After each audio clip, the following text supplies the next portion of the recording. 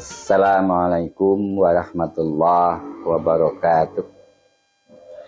Alhamdulillahilladzi arsala rasulahu bil huda wa dinil haqq liyudhhirahu 'ala dini kullih wa kafa billahi syahida. Allahumma sholli wa sallim ala Muhammad wa ala alihi wa ashabihi ajmain. Amma ba'd. Qala Allah Ta'ala fi kitabihil karim. A'udzu billahi minasy syaithanir rajim. Bismillahirrahmanirrahim. Iqra bismi rabbikal ladzi khalaq. Khalaqal insana min 'alaq. Iqra wa rabbukal akramul ladzi 'allama bil qalam. 'Allamal insana ma lam ya'lam. Sadaqallahul azim. Pendengar yang saya hormati dan para hadirin hadirat yang saya muliakan, alhamdulillah pada kesempatan saat ini kita bertemu lagi dan dipertemukan oleh Allah dalam keadaan sehat walafiat.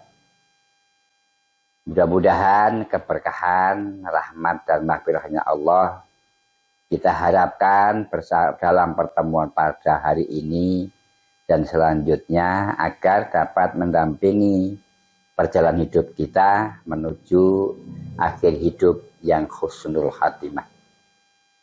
Pendengar sekalian, pertemuan pagi hari ini saya sengaja untuk menyampaikan sebuah materi.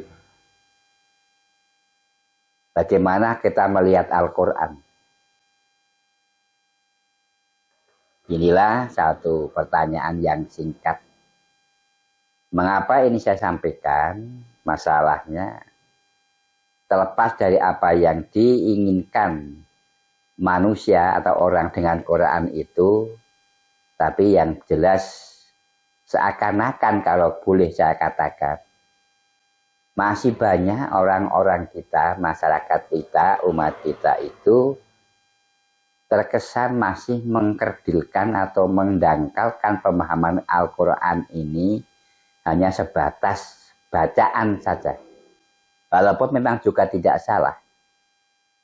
Al-Quran dalam arti kata yang sederhana adalah bacaan.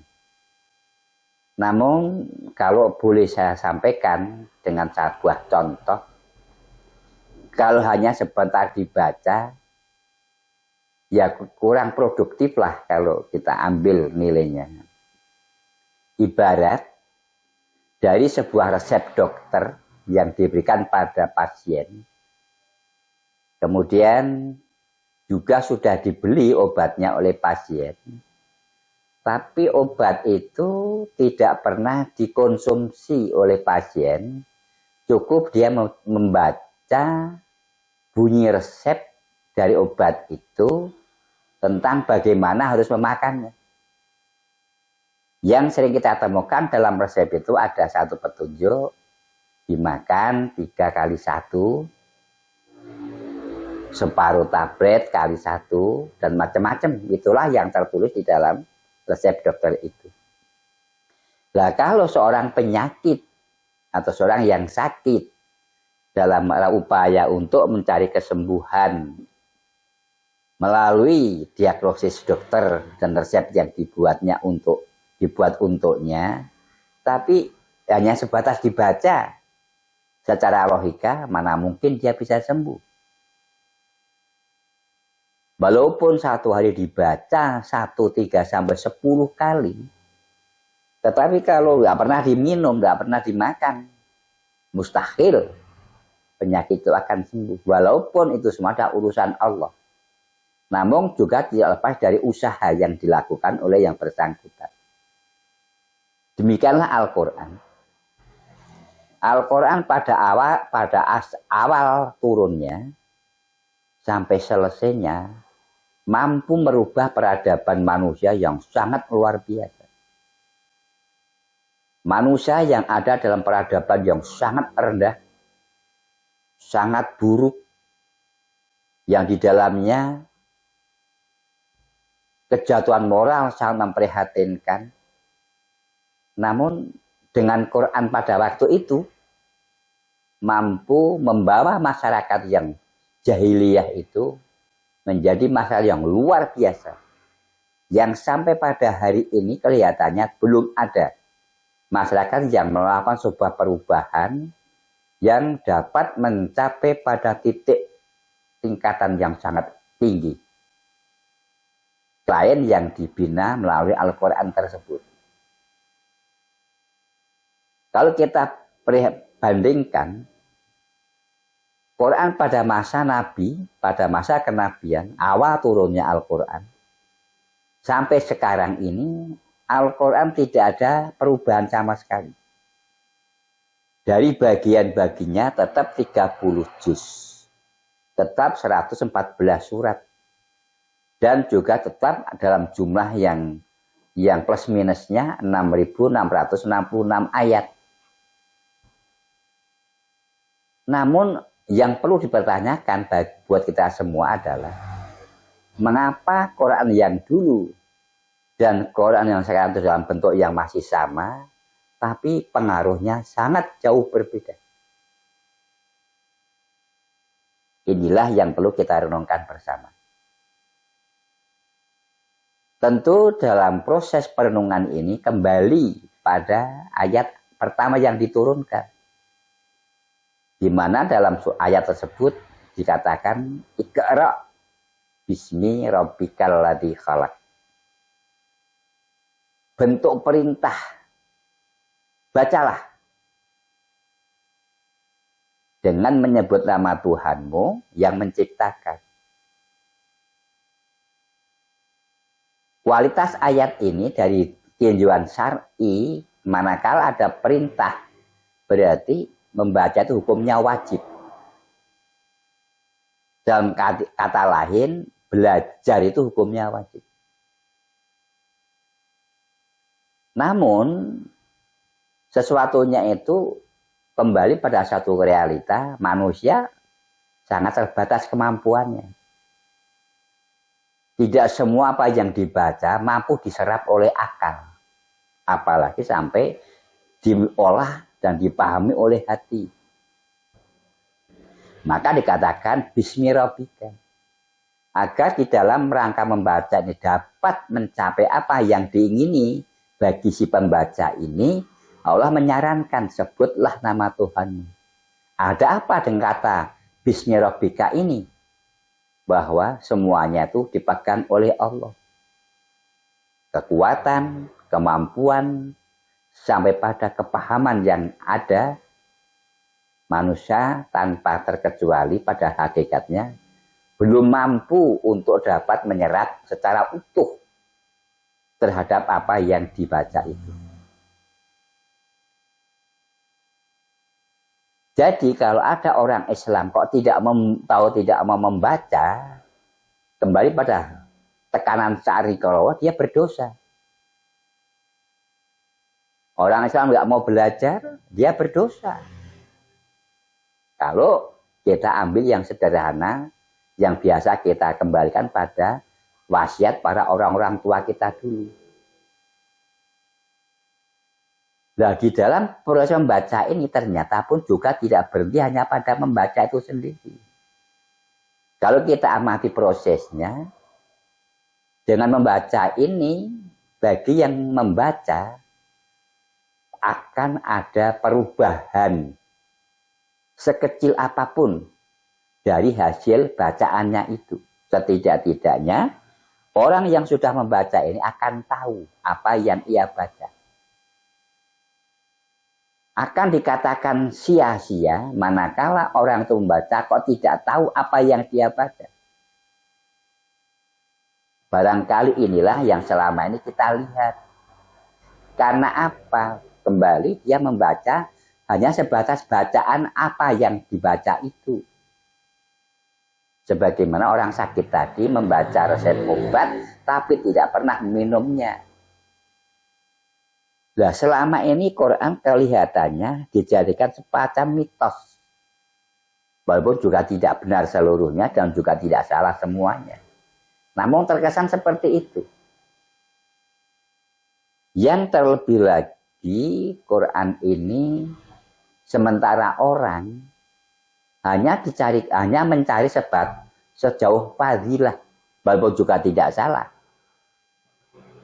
Sehingga terkesan oleh masyarakat kita pada umumnya, di desa, di kota, di pegunungan, bahkan sampai mungkin di istana, memiliki satu kesan seakan Quran itu surat Yasin.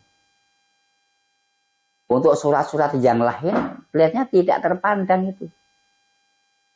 Cuma alhamdulillahnya sekarang berkembang.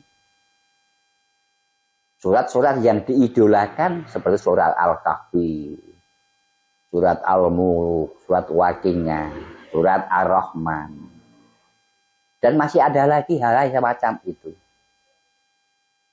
Yang semuanya itu yang dia baca juga belum seperti yang diharapkan. Kembali dia membaca dalam rangka untuk mencari fadilah-fadilah itu. Lah kalau itu yang dimaui, lalu bagaimana kita mendapatkan petunjuk yang lebih jauh dari apa yang ia inginkan itu?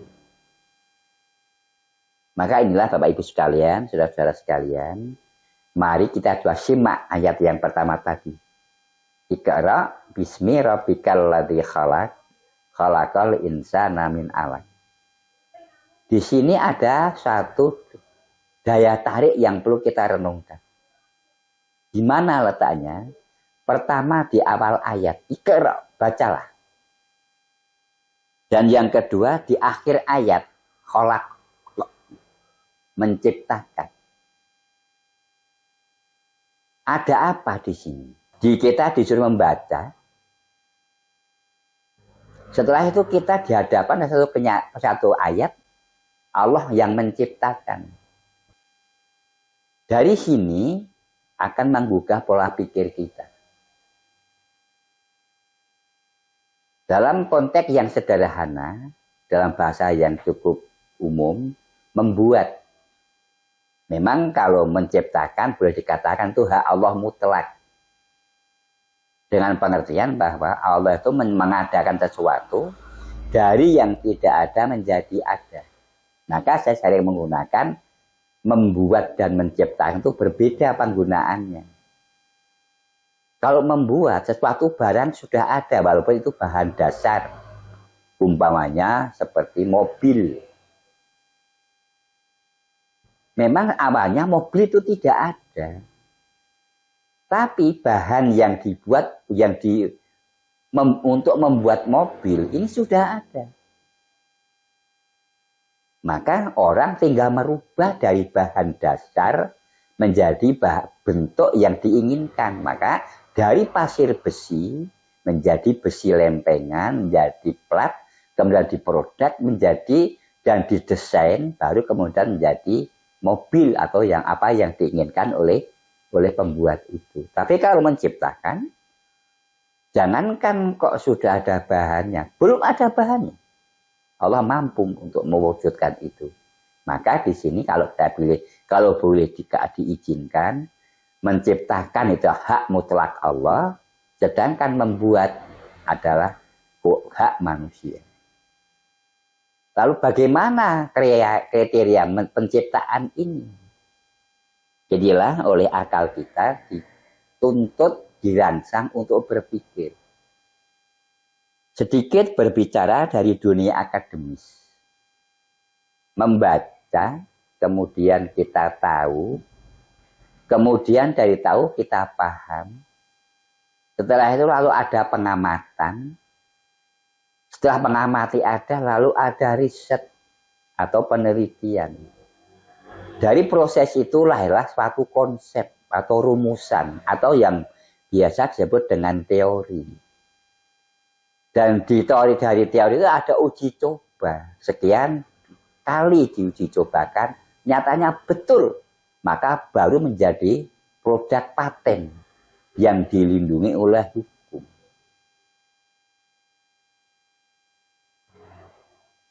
Pendengar sekalian, oleh sebab itu marilah di dalam kita memahami Al-Quran ini, jangan hanya sebatas sebagaimana yang biasa dilakukan oleh masyarakat kita. Yang sampai hari ini terkesan masih berkutik dari wilayah itu. Kalau dulu kita amati bahwa Quran itu dulu ketika saya masih kecil, masih remaja itu, ya karena pola pikir yang memuliakan Quran, Quran biasa digunakan untuk mas kawin, mahar dalam sebuah pernikahan. Cuman sayangnya, dari mempelai berdua ini kok ya ora iso maca Quran. Akhirnya Qurannya dibekukan, disimpan, dikeramatkan di satu tempat yang dianggap lebih tinggi dibanding pada benda-benda yang lain. Yang kedua, sampai hari ini pun Quran baru digunakan untuk acara-acara formal atau semi formal. Umpamanya untuk acara-acara masyarakat, pernikahan, kemudian pengajian-pengajian yang resmi. Semua tertulis di situ acara yang dicantumkan. Pertama, membaca ayat-ayat suci Al-Quran. Tapi bagi yang dibacakan pun juga tidak ada perhatian yang sungguh-sungguh. Bahkan ada yang bercerita ke sana kemari, yang pada intinya tidak pernah memperdulikan terhadap Al-Quran yang dibacakan untuk mereka. Yang sangat ironis lagi, walaupun juga ada baiknya, karena mungkin sebagai bentuk petunjuk di mana tempat itu terselenggara. Quran, ayat-ayat Quran dibacakan di tempat kematian seseorang. Dengan memasang horn yang tinggi-tinggi. Agar apa? Agar orang yang mau takziah ini tahu. Yang meninggal itu kampungnya di mana, rumahnya di mana. Kemudian ketika dia mau datang, dia tidak akan mengalami kesulitan. Andai kata ini pun juga berlanjut dengan baik, Quran sampai hari ini masih digunakan untuk menyumpah pejabat dari jabatan yang baru. Cuma sayangnya hanya berhenti pada seremoni itu. Lebih dari itu tidak pernah ada. Ada di meja pejabat itu ada Quran dan terjemahannya. Tolong dilihat. Meja pejabat itu ada ya Quran dan terjemahan Quran. Dari mulai lurah, mulai bupati, mulai camat, gubernur, mungkin sampai presiden, bahkan mungkin semua anggota legislatif disumpah dengan memakai kitab sucinya masing-masing. Tapi kelanjutnya ada tidak? Meja-meja kerja, para legislator, para presiden, menteri, gubernur, bupati, dirjen, irjen, di mejanya itu ada Al-Quran tidak? Ada terjemahannya tidak? Kalau ada, dibaca atau tidak? Inilah realita yang sekarang itu berjalan.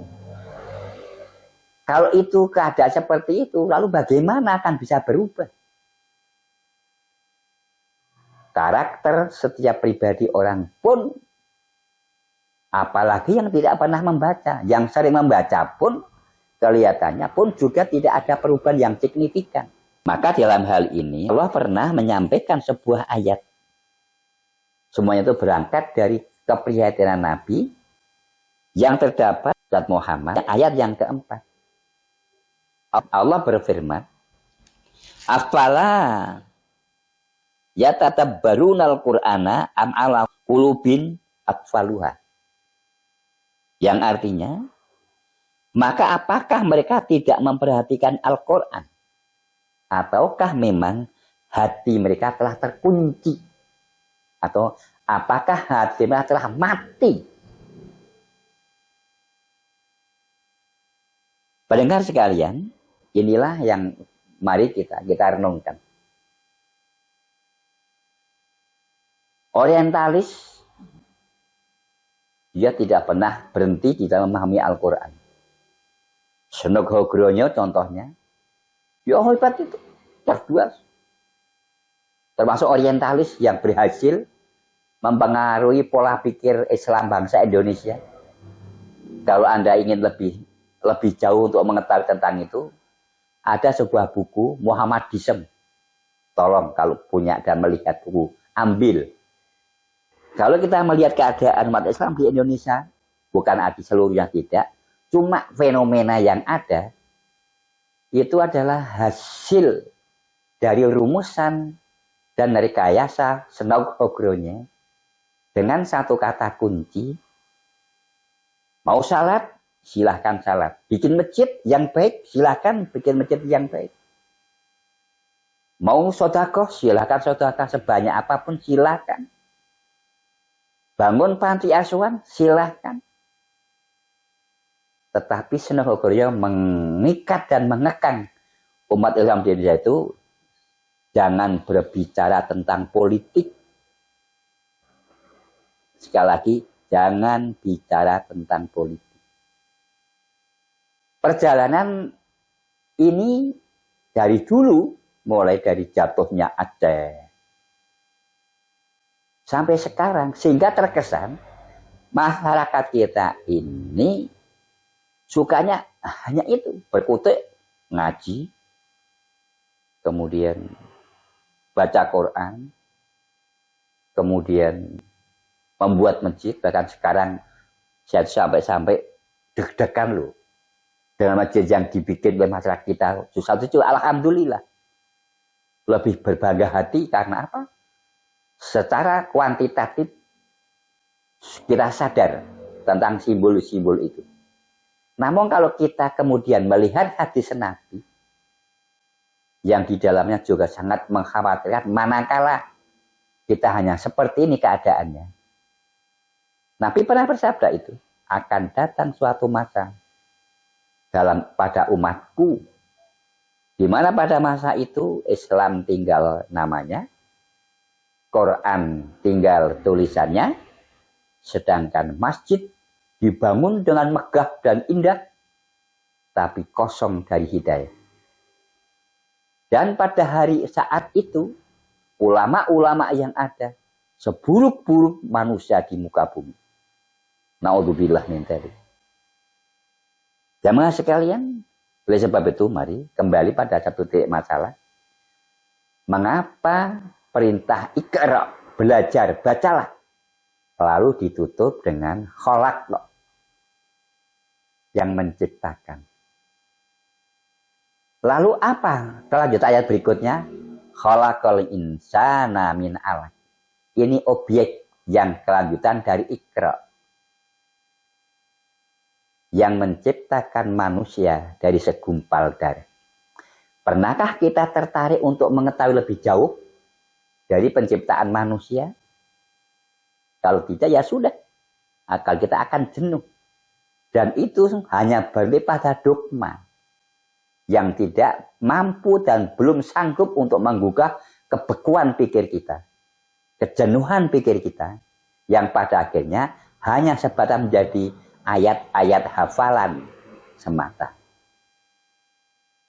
Oleh sebab itu mari dengan semangat nuzulul Quran kita melakukan sebuah perubahan melalui suatu proses dengan dilandasi oleh sebuah ayat Ra'd 13 itu. Di sana ada sepotong ayat, innallaha la yughayyiru ma biqaumin hatta yughayyiru ma bi anfusihim. Allah tidak akan merubah keadaan satu kaum sampai kaum itu mau merubah keadaannya sendiri. Mudah-mudahan penyampaian materi pada pagi hari ini bisa menambah masukan bagi kita yang pada akhirnya mari kita kembali kepada Al-Quran dalam arti yang sebenarnya. Ila liqa fi amanillah. Assalamualaikum warahmatullahi wabarakatuh.